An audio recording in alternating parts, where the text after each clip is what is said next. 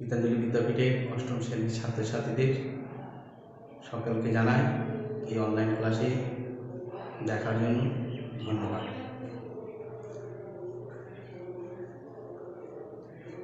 অষ্টম শ্রেণীর পাঠ্যপুস্তকের অন্তর্গত গল্প, তার গদ্য বলা হয় পল্লী সমাজ উপন্যাস বা গল্প হিসাবে তোমাদের সংকলিত করা হয়েছে, তার আজকে আলোচনা করব। ওনার গল্প পল্লী সমাজ গল্পের লেখক শরৎচন্দ্র চট্টোপাধ্যায়, যিনি বাংলা সাহিত্যে আধুনিক বাংলা সাহিত্যের গদ্যধারার অন্যতম লেখক। ওনার সম্পর্কে একটু না বললে হয় না। শরৎচন্দ্র চট্টোপাধ্যায় খুব দুরন্ত কণাই ছিলেন। 1876 খ্রিস্টাব্দে জন্মগ্রহণ করলেন এবং 1938 খ্রিস্টাব্দে মারা গেলেন, পরলোক গমন করলেন। এই সময়সীমার মধ্যে আমরা দেখতে পাই সময়সীমাটা সেই সময় চলছে ভারতবর্ষে ইংরেজদের শাসন ব্যবস্থা। স্বাভাবিকভাবে সাহিত্যিক যখন সমাজ সচেতন হন, সময়কাল সচেতন হন, তখন তার প্রভাব তো পড়বে, এটাই স্বাভাবিক। ওনার সাহিত্যও পড়েছেন। শরৎচন্দ্র নিজেই বলেছেন, যারা সমাজে নিপীড়িত, অবহেলিত, যাদের চোখের জলের দামে হিসাব যারা কেউ নিল না, তাদের পাঠালো তাদের হয়ে নালিশ করতে সমাজের কাছে। তো সেই কথায় তিনি সেখানে প্রকাশ করেছেন ওনার গল্প, সাহিত্য, উপন্যাস মধ্যে। আমরা শরৎচন্দ্র চট্টোপাধ্যায়কে সাধারণত ঔপন্যাসিক বলি, তার কারণ উপন্যাসের ধারা ওনাকে বাদ দিয়ে কখনোই চিন্তা ভাবনা করা উচিত আমাদের সম্ভবপর নয়। বাংলা সাহিত্যের ইতিহাসে তিনি যখন প্রাদুর্ভাব হলেন, তখন প্রথম গল্প লিখলেন মন্দির। সেই গল্পে তিনি পুরস্কৃত হলেন কুন্তলীন পুরস্কার, প্রথম গল্প এবং কুন্তলীন পুরস্কার। তাহলে বুঝে নিতে পারছো। তারপর বড়দি, মেজদি এরকম উপন্যাস রচনা শুরু করলেন।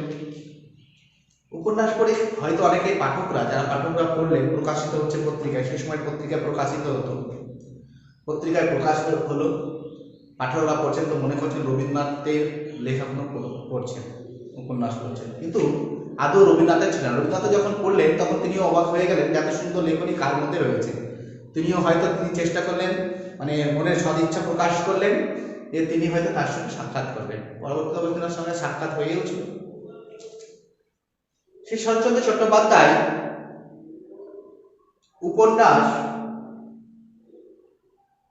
আমরা যদি দেখি তাহলে পাই রোমান্টিক উপন্যাস, সামাজিক উপন্যাস, রাজনৈতিক উপন্যাস, বিভিন্ন উপন্যাস রচনা করেছেন উনি।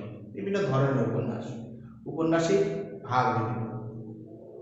আমাদের আলোচ্য পাঠ্যপুস্তকে পল্লী সমাজ নামক যে গল্প সংকলন, সেই গল্পে মূল উপন্যাস তোমরা লিখে রাখতে পারো।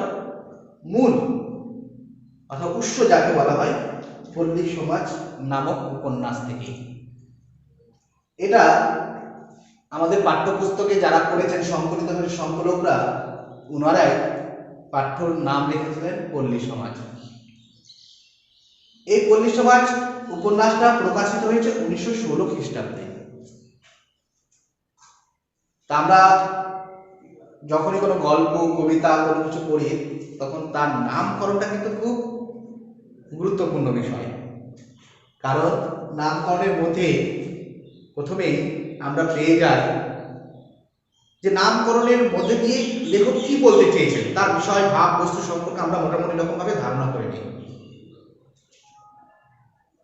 এই যে পল্লী সমাজ, নাম তো বিভিন্ন ধরনের হয় নামকরণ, কখনো ব্যঞ্জনাধর্মী, কখনো বিষয়ধর্মী, কখনো চরিত্র কেন্দ্রিক, এরকম বিভিন্ন ধরনের।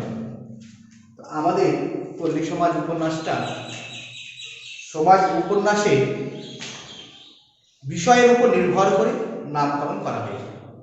কিন্তু নামকরণটা কতটা সার্থক, বা তিনি পল্লী সমাজ নাম উপন্যাস করলেনই কেন, কারণ আমরা পল্লী কথার অর্থই হচ্ছে একান্তই গ্রাম, নিতান্তই গ্রাম, যেটা গ্রাম্য পরিবেশই সাধারণত লক্ষ্য করা যায়।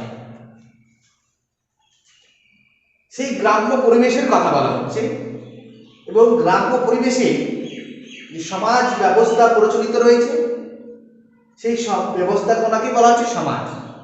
আমরা যদি সমাজ কাকে বলে যদি বলি, গোষ্ঠীবদ্ধ মানুষ যখন নিয়ম রীতির মধ্য দিয়ে একে অপরের পারস্পরিক সহযোগিতার মধ্য দিয়ে জীবনকে অতিবাহিত করে তখন তাকে আমরা বলি সমাজ। তাহলে পল্লী পেলাম নিতান্ত গ্রাম এবং সেখানকার প্রচলিত যে নিয়ম রীতি নীতি আচার আচরণ বেশভূষা এই সমস্ত কিছুকে বলা হচ্ছে সমাজ, সব মিলিয়ে হচ্ছে পল্লী সমাজ। এই উপন্যাসের মধ্যে কি রয়েছে? অ্যাকচুয়ালি এই উপন্যাসের মধ্যে আমরা যদি দেখতে পাই বা এই গল্পের মধ্যে যদি আমরা দেখতে পাই তাহলে দেখতে পাবো রমা, রমেশ এবং বেনি ঘোষাল নামক তিনটি চরিত্র। অর্থাৎ তৎকালীন যে ক্ষয়িষ্ণু জমিদারি যে প্রথা, অর্থাৎ জমিদারি প্রথা ক্ষয় হতে চলেছে, সেই জমিদারি প্রথা প্রতিনিধিত্ব করেছে এই তিনজন, রমা, রমেশ, বেনি ঘোষাল। রমা, রমেশ, বেনি ঘোষাল এদের দলাদলি, ভালোবাসার টানাপোড়েন, এদের সামাজিক ন্যায় বিচার, অন্যায় ন্যায় এর দ্বন্দ্ব, সবকিছু ভালো মন্দ সবকিছু নিয়েই কিন্তু এই গল্পটা করা হয়েছে। এদিক থেকে দেখতে পাচ্ছি আমরা সমাজে দলাদলি, টানাটানি, ভালো মন্দ এই বিচার করা হয়েছে বলে এটার নাম কিন্তু করা হয়েছে পল্লী সমাজ। আর আমাদের মনে হচ্ছে তাই যে পল্লী সমাজ করা হয়েছে। এবার পল্লী সমাজ উপন্যাসে বা এই গল্পের মধ্যে আমরা যদি দেখতে পাই তাহলে হচ্ছে আমাদের গ্রাম বাংলার, তৎকালীন গ্রাম বাংলার কৃষিপ্রধান ভারতবর্ষ বা কৃষিপ্রধান বাংলাদেশ বা আমার বাংলা, এই কৃষিপ্রধান বাংলায় দেখা যাচ্ছে কৃষকরা অসহায় অবস্থার মধ্যে দিয়ে সময় কাটাচ্ছে। সেই সময় প্রচলিত সামন্ত প্রথা অর্থাৎ জমিদারি প্রথা, অর্থাৎ জমিদারদের অসাগর জমি, সেই জমি কখনো ইজারা দেওয়া বা আধা দিয়ে দেওয়া বা কৃষকদের যে সমস্ত জমি রয়েছে সেগুলোর প্রতি কর ধার্য করা, এই সমস্ত প্রথা ছিল। আলোচ্য গল্পের মধ্যে দেখতে পাওয়া যায় গ্রামের কৃষকদের 100 বিঘা যে ধানের জমি সেটাই ছিল একমাত্র সম্বল।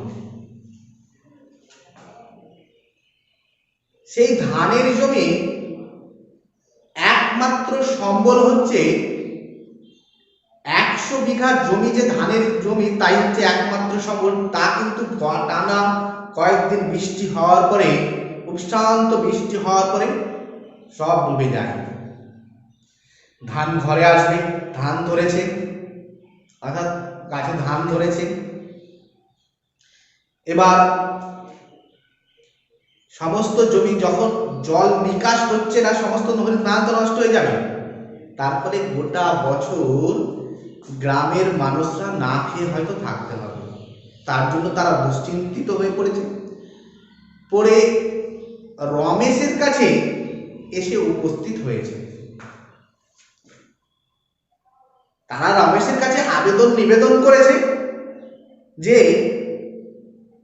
তাদের জল যেন বের করে দেওয়ার ব্যবস্থা করা হয়। তাদের জলটা ব্যবস্থা করে দেওয়া হয়। তার এখানে আমাদের কিছু বলে রাখা দরকার তোমাদের, কারণ এই যে বেনি ঘোষাল, রমেশ, রমা, ওদের সম্পর্কে একটু আলোচনা না করলে গল্পটা যেন একটু মাত্রা পাবে না বা বুঝতে সুবিধা হবে না। রমেশ হচ্ছে শিক্ষিত একজন যুবক, দরদি, মানবিক সম্পন্ন একজন মানুষ। তিনি গ্রামের মানুষদের অনেক উপকার করেছেন, তাদের বিপদে সঙ্গী হয়েছে এবং তাদের অসুবিধাকে নিজের অসুবিধা মনে করে তা নিবারণ করার চেষ্টা করেছেন। এরকম একজন যুবক, কিন্তু জমিদার। আর বাবারা মারা গেলে তারা জমিদার বলতে জন্মসূত্রে জমির মালিকানা পেয়েছেন বলে জমিদার বলা। এবার বেনি ঘোষাল সামন্ততান্ত্রিক বা জমিদার শ্রেণীর মানুষের একজন প্রতিনিধিত্ব করছেন। প্রকৃত যে জমিদার যারা হতো সেই সময়, শোষক, প্রবঞ্চক, ঠক, সমস্ত চরিত্রই তার মধ্যে বিদ্যমান।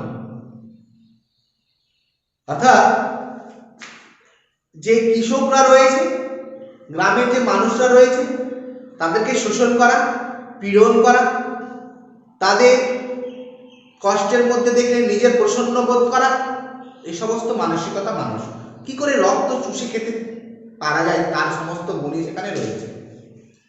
আর একজন রয়েছে রমা, তিনি একজন মহিলা। তার বাবাও মারা গেছেন, জমিদারি তিনি পেয়েছেন, অংশীদার পেয়েছেন, এরা পৈতৃক সম্পত্তির এরা তিনজনই পেয়েছেন। তার একমাত্র ভাই ছিল যতীন, তার দেখাশোনা করতো। সেই যতীনই নাকি জমির মালিকানার মালিক, সেই সূত্রে তিনি দেখাশোনা করতো রমা। তিনি রমেশকে, এই গল্পের পূর্বে আমরা যদি উপন্যাসটা পড়ে থাকি তাহলে বুঝতে পারবো, রমেশকে প্রণয়ে আবদ্ধ ছিল, রমেশের সঙ্গে প্রণয়ে আবদ্ধ ছিল। কিন্তু রমেশ শিক্ষার টানে তাকে সাড়া না দিলে রমার সঙ্গে অন্যজনের বিয়ে হয় এবং রমা বিধবা হয়ে বাড়িতে ফিরে আসে।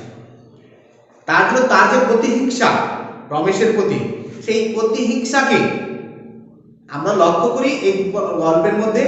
প্রতিহিংসাকে গ্রামের মানুষের মধ্যে দিয়ে প্রতিষ্ঠিত করতে চেয়েছে, গ্রামের মানুষের মাধ্যমে।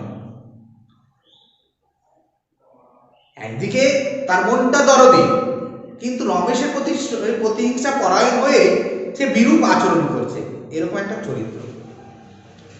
তো আমরা এই তিনটে চরিত্রের যে আলোচনা করলাম, আশা করি তোমরা এই তিনটে চরিত্র পাশাপাশি রেখে যদি বুঝতে পারা যায়, তাহলে আমরা দেখতে পারি রমা, রমেশ দরদি শিক্ষিত একজন যুবক, সবসময় সাহায্যের হাত বাড়িয়ে দিতে পারে সাধারণ শ্রেণীর মানুষের জন্য। বেনি ঘোষাল তিনি হচ্ছেন বাস্তবিক জমিদার, যে শোষণ পীড়নের যে প্রতিরূপ, তারই প্রতীক। আর রমেশ রমা প্রতিহিংসা পরায়ণ হয়ে, রমেশের প্রতি প্রতিহিংসা পরায়ণ হয়ে বিভিন্ন কুরুচিকর মন্তব্য বা আচরণ করলেও পরবর্তীতে তিনি কিন্তু রমেশের প্রতি শ্রদ্ধাশীল, স্নেহপরায়ণ আরো হয়ে রয়েছেন, এরকম একজন চরিত্র। এবার আমরা বিষয়টা আলোচনা করছিলাম, তার মাঝখানে এটা আলোচনা করতে চলে আসলাম। তাহলে আমরা এখানে যে তিনটে চরিত্রের বিন্যাস পেলাম, অর্থাৎ রমেশ,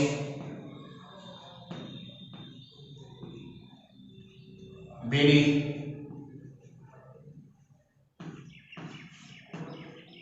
রমা, মূল চরিত্র তিনটে।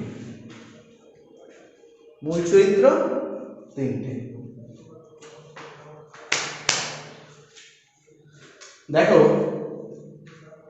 100 বিঘা যে জমি তার যে নষ্ট হয়ে যাবে তার জন্য তারা এসে আবেদন নিবেদন করেছেন। রমেশ চেয়েছে হৃদয় থেকে যেমন ভাবে হোক না কেন তার ব্যবস্থা, জল নিকাশির ব্যবস্থা করতে হবে। বেনি ঘোষালের কাছে গিয়েছে, সেখানে প্রত্যাখ্যাত হয়ে রমার কাছে গিয়েছে, সেখানে প্রত্যাখ্যাত হয়েছে, এবং অবশেষে সে নিজে উদ্যোগী হয়ে তাদের 200 টাকা, বছরে 200 টাকার যে পুকুরের থেকে মাছ পাওয়া যায় তার বাদ কেটে দিয়েছে তার জল নিকাশনের জন্য। তারই সেই বিষয়কে নিয়ে গল্পটা আবর্তিত হয়েছে। এবার আলোচনা করি। তোমরা সকলে বই খুলবে, বই খুলে নিয়ে আমি পড়বো, তোমরাও দেখবে বইয়ের মধ্যে, আর আমার আলোচনাটা শোনার চেষ্টা করবে। আর আমি যেগুলো বলবো কিন্তু একটু দাবিয়ে নেবে।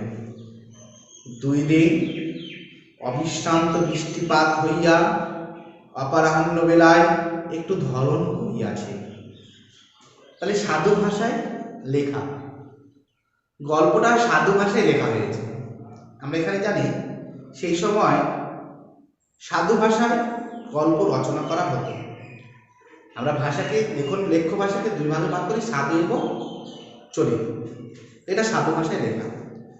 তাহলে কদিন ধরে বৃষ্টি হয়েছে? 2 দিন। তাহলে তলায় দাগ দিবে, কদিন ধরে বৃষ্টি হয়েছিল? 2 দিন। অবিশ্রান্ত বৃষ্টিপাত হইয়া অপরাহ্ন বেলায় একটু ধরণ করিয়াছে। ধরণ করিয়াছে মানে হচ্ছে একটু থেমেছে। চণ্ডী মণ্ডপে গোপাল সরকারের কাছে বসিয়া রমেশ জমিদারির হিসাবপত্র দেখিতেছিল। তাহলে চণ্ডী মণ্ডপ কি? অর্থাৎ দেবী যে চণ্ডী, তার পূজা অর্চনা করার জন্য যে মণ্ডপ তাকে বলা হয় চণ্ডী মণ্ডপ। চণ্ডী মণ্ডপে সেটাকে চণ্ডী মণ্ডপ বলা হয়েছে।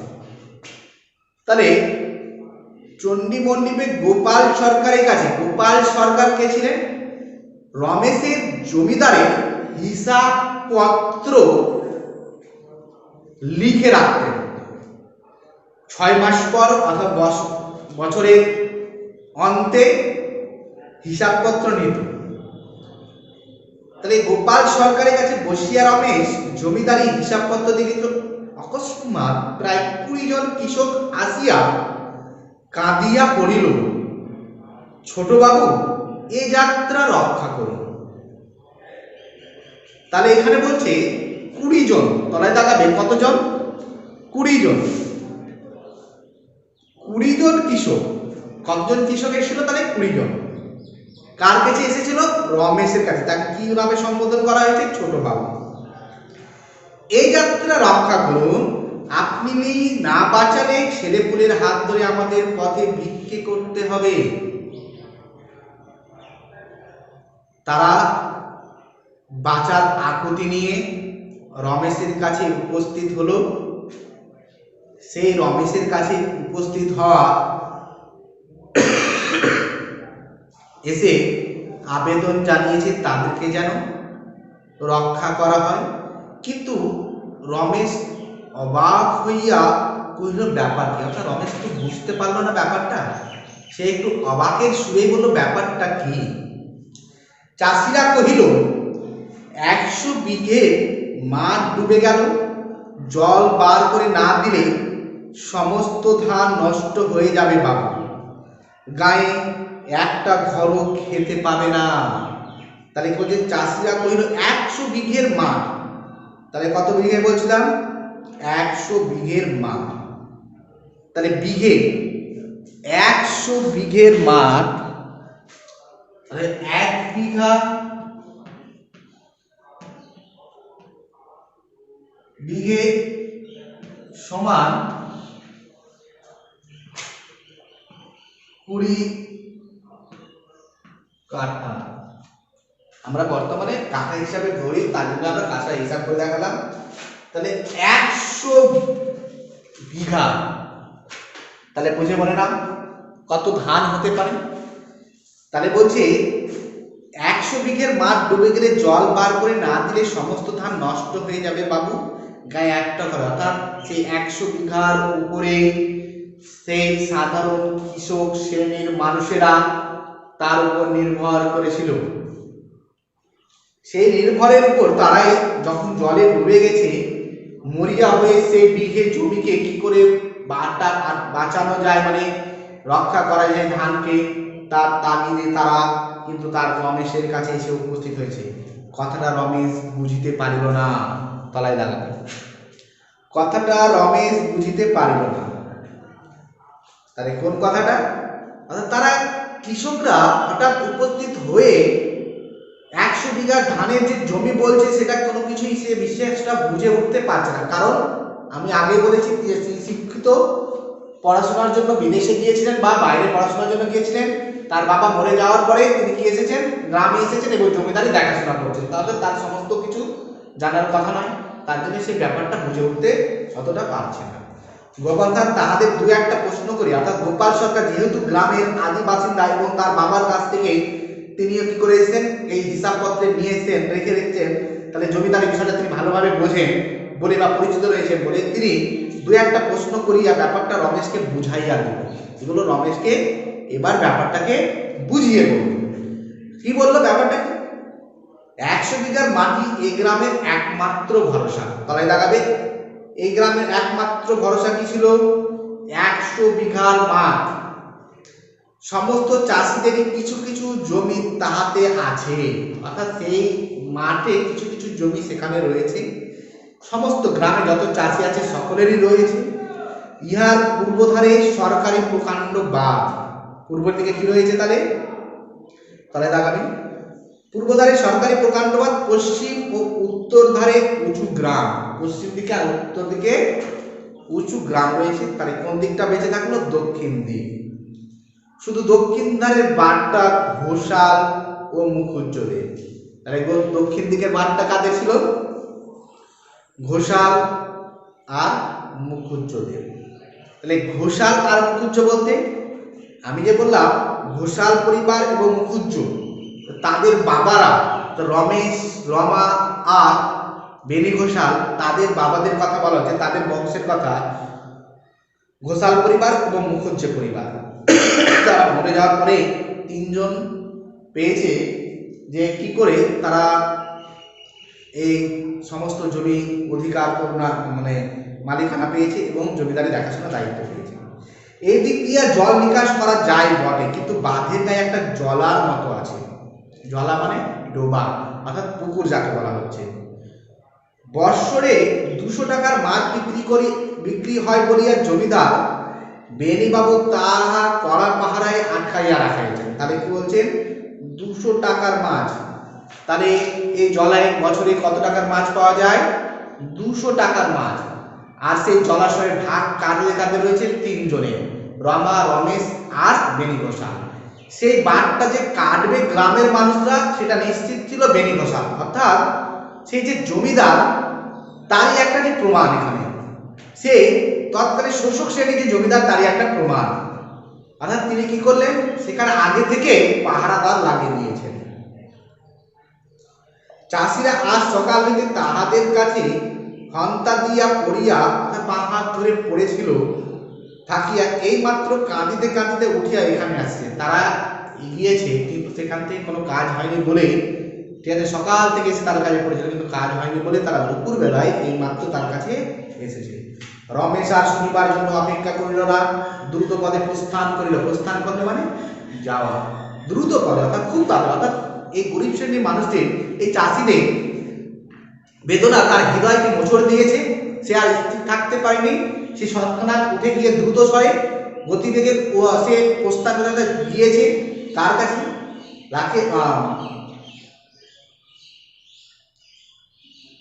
এ বাড়িতে আসিয়া যখন প্রবেশ করলে তখন সন্ধ্যা হয়। দ্রুত পদে বলতে এ বাড়িতে আসিয়া, অর্থাৎ কোথায়? বেনি ঘোষালের বাড়িতে। তখন সন্ধ্যা, তখন কোন সময়? সন্ধ্যা। বেনি তাকিয়া ঠেস দিয়া তামাক খাইতেছে। তামাক কাকে বলা হয়? মাদক জাতীয় এক প্রকারের দ্রব্য, ঠিক আছে। অর্থাৎ তামাক হচ্ছে মাদকের, অর্থাৎ কি হচ্ছে? হুকা, হুকা টাইপের। হুকো মানে হুকো যেটাকে বলা হয়, যে আগে মানুষ পান করতো, সেখানে জল গুড়ি দিয়ে টানতে হতো আর ধোঁয়াকে নিত, সেটাকে বলা হচ্ছে হুকো। যাই হোক না কেন, হুকো এখন দেখানোটাও মুশকিল, ঠিক আছে কিনা? যদি দেখানো যায় তাহলে হুকোটা এরকম টাইপের, এখানে নল থাকতো,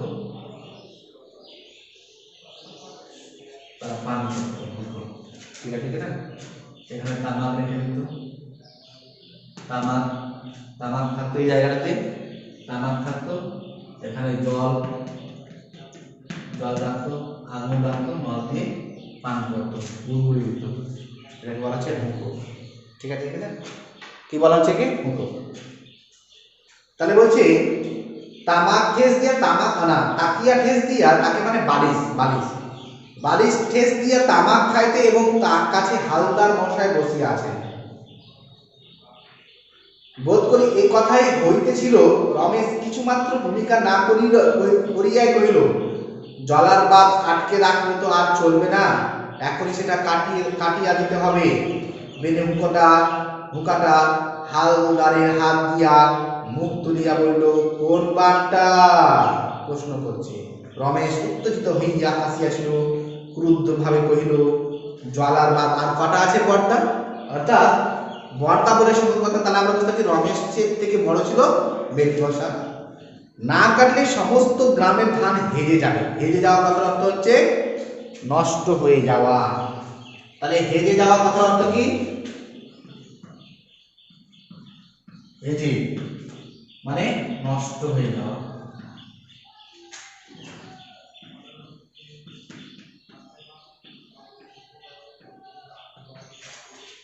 হেরে যাওয়া মানে নষ্ট হয়ে যাওয়া।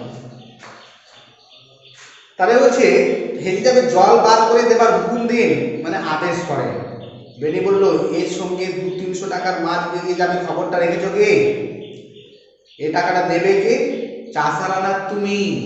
যে চাষিরা দেবে না তুমি দেবে? রমেশ রাগ সামলাইয়া বলিল, চাষারা গরিব, তারা তো দিতে পারবেই না, আর আমি বা কেন দেব? সে তো বুঝতে পারিনি। বেনি জবাব দিল, তাহলে আমরাই বা কেন এত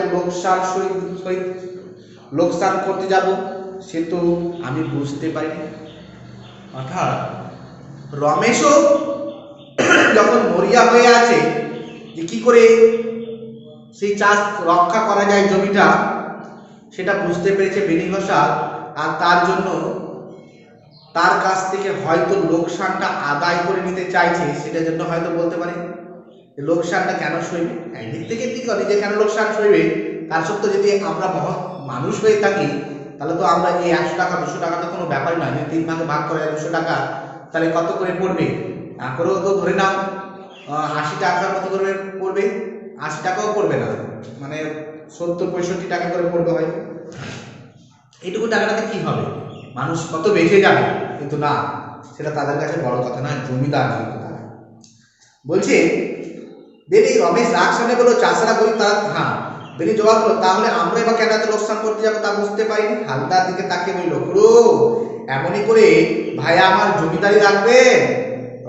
ওহে রমেশ, হারামজাদারা সকাল থেকে এতক্ষণ এখানে পড়ে মরা কান্না কাটছিল।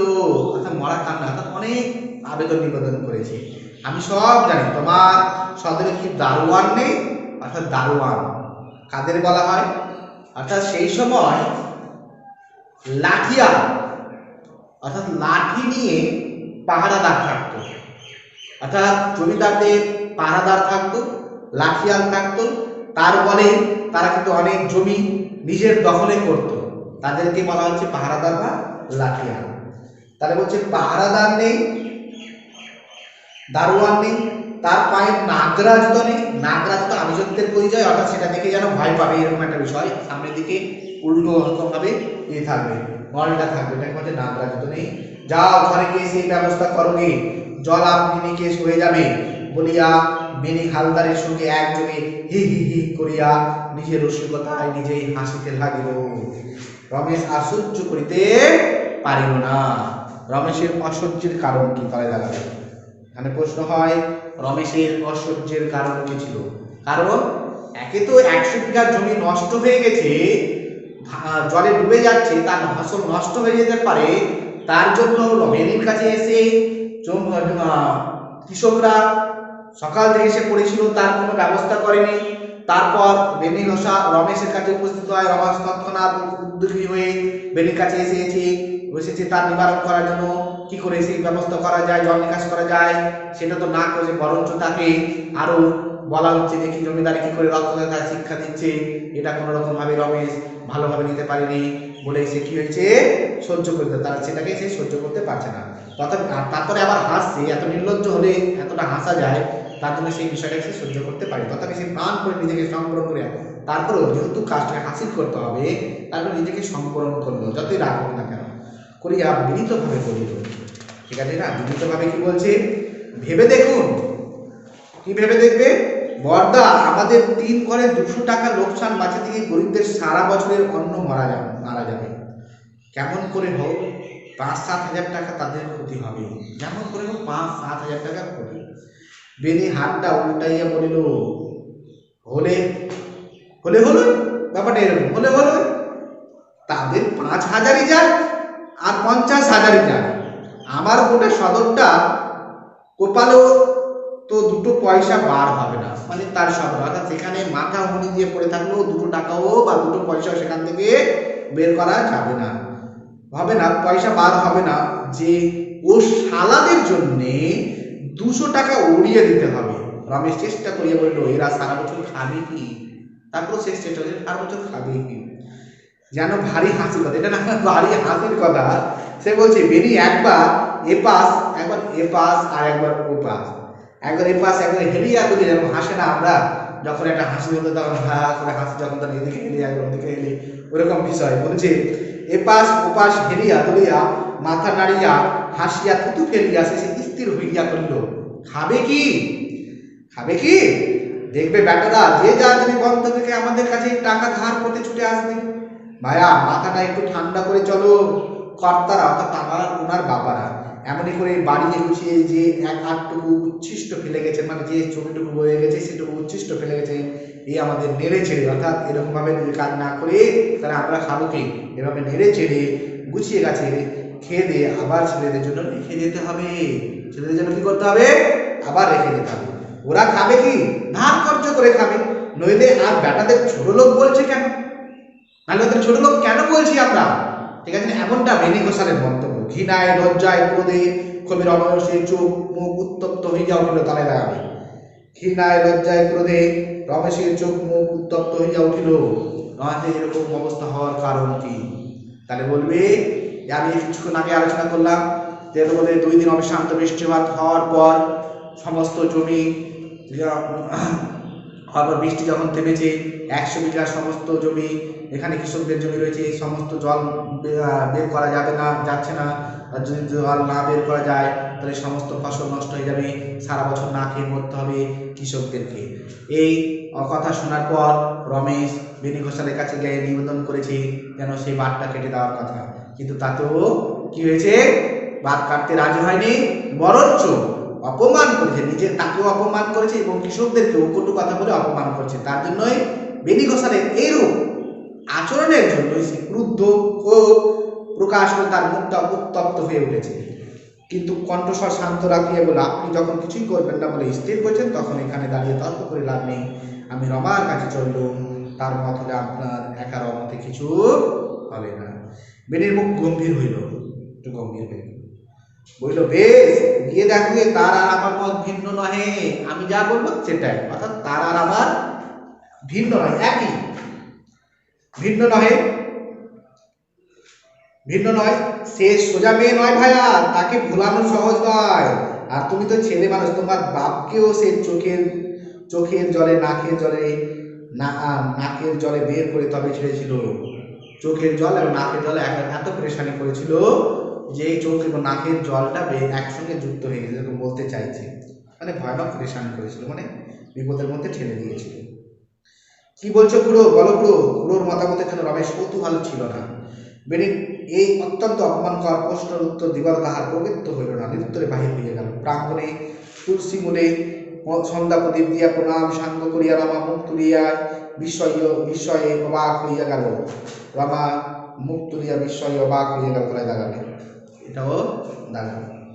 প্রাঙ্গণে তৈরি, অর্থাৎ হিন্দু পরিবারগুলোতে আমরা সাধারণত দেখি বাড়িতে প্রাঙ্গণ থাকে, অর্থাৎ উঠোন যেটাকে বলা হয়, ঠিক আছে না, যেটা সেখানে তুলসী গাছের মণ্ডপ থাকে।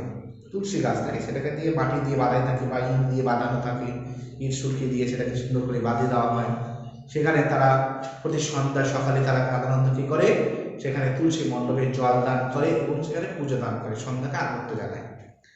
রমাও ঠিক একই রকমভাবে তুলসী মণ্ডপে কি করছিল, তুলসী মণ্ডপে সন্ধ্যা প্রদীপ দেওয়া, সন্ধ্যার সময় যে প্রদীপ দেওয়া যে প্রথা, অর্থাৎ সন্ধ্যাকে আগত জানানো, এই যে প্রথা সেটাকে বলা হচ্ছে সন্ধ্যা প্রদীপ দেওয়া। ঠিক আছে না, যেন সন্ধ্যাটা যেন মঙ্গল রূপে এসে উপস্থিত হোক প্রত্যেক গৃহে, তার জন্য হিন্দু পরিবারের মহিলারা সাধারণত এই সন্ধ্যা প্রদীপ দিয়ে থাকে। ঠিক আছে না, প্রণাম সাঙ্গ করিয়া, অর্থাৎ প্রণাম সাঙ্গ করলো, প্রণাম সাঙ্গ করে রমা মুক্ত দিয়া বিশ্বাবাস, রমা বিশ্বাস অবাক হয়ে যাওয়ার কারণ কি, এখানে প্রশ্ন হতে পারে। কারণ সে যে এখানে এসে রমা যে তাদের বাড়িতে উপস্থিত, এটা অকল্পনীয়, সে কল্পনাই করতে পারে না।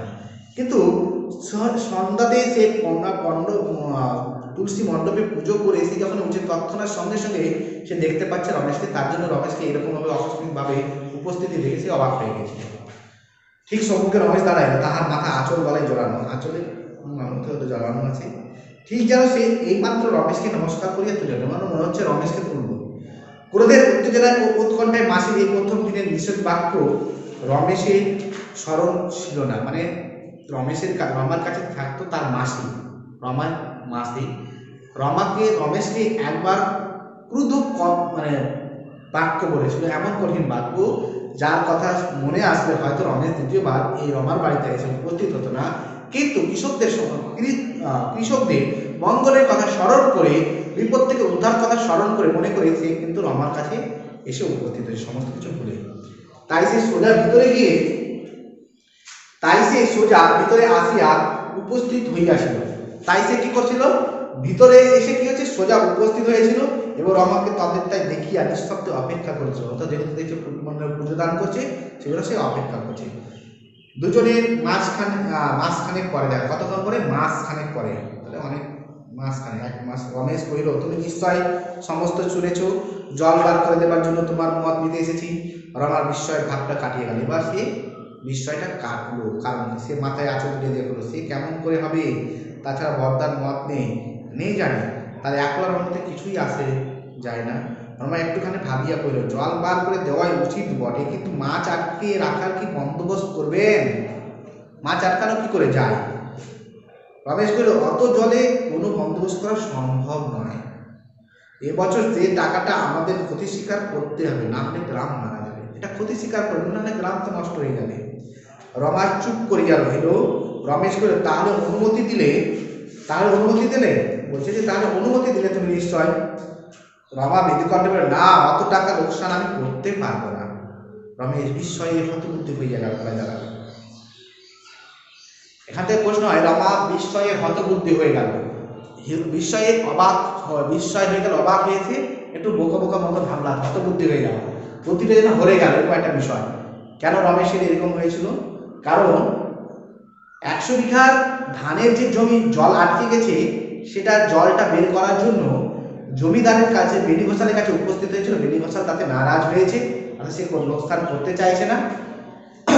তার মনে নিশ্চিত ধারণা হয়েছিল রমা অন্ততপক্ষে সেখানে সম্মত মত দেবে, তার ধারণা।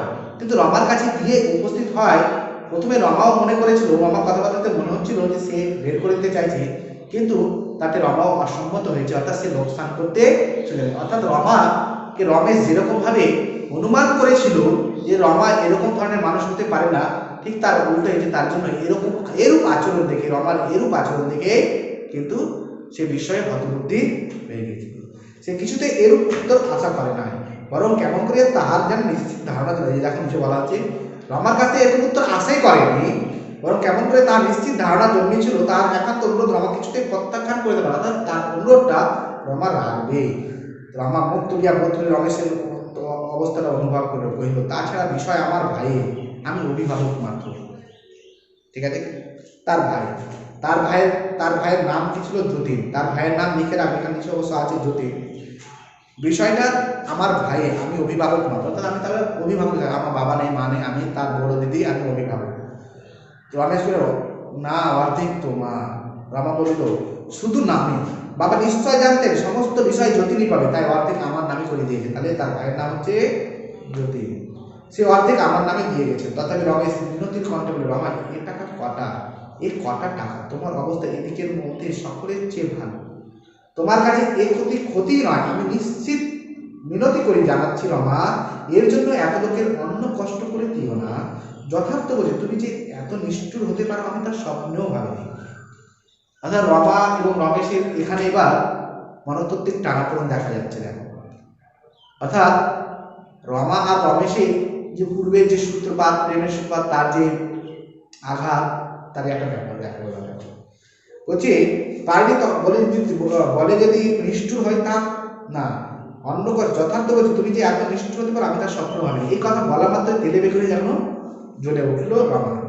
রমা তেমনই বিধভাবে জবাব দিল, নিজের ক্ষতি করতে পারিনি বলে যদি নিষ্ঠুর হয়, না হয় তাই ভালো, আপনার যদি এতই দয়া, নিজেই না হয় ক্ষতিপূরণ করে দিন না। আপনার যদি দয়া হচ্ছে আপনি ক্ষতিপূরণ করুন। আমরা তাহার বিদুষারের বিদ্রুপ কল্পনা করে রমেশ জ্বলিয়া উঠল। তার বিদুষারে যে বিদ্রুপ করছে রমা, রমেশকে, সেটা রমেশ বুঝতে পেরে সেটা জ্বলে উঠল। বলল, রমা মানুষ খাঁটি কিনা চেনা যায় শুধু টাকার সম্পর্কে। বিখ্যাত উক্তি শরৎচন্দ্র চট্টোপাধ্যায়ের, মানুষ খাঁটি কিনা চেনা যায় শুধু টাকার সম্পর্কে, লাইনটা দাঁড়াবে।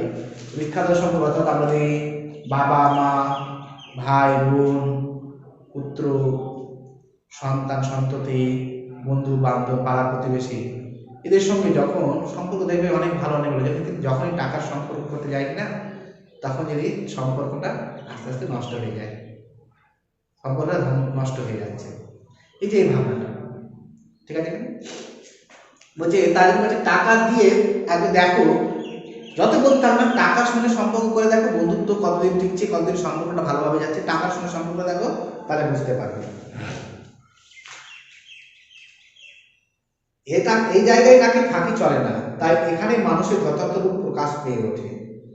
মানে এই জায়গায় কারোর ফাঁকি যায় না, এই টাকা নিয়ে মানুষের প্রকৃত রূপটা উন্মোচিত হয়। মানুষ টাকার সম্পর্কে বুঝতে পারে, মানুষ কে ভালো কে খারাপ কে কি সমস্ত কিছু বোঝা যায়।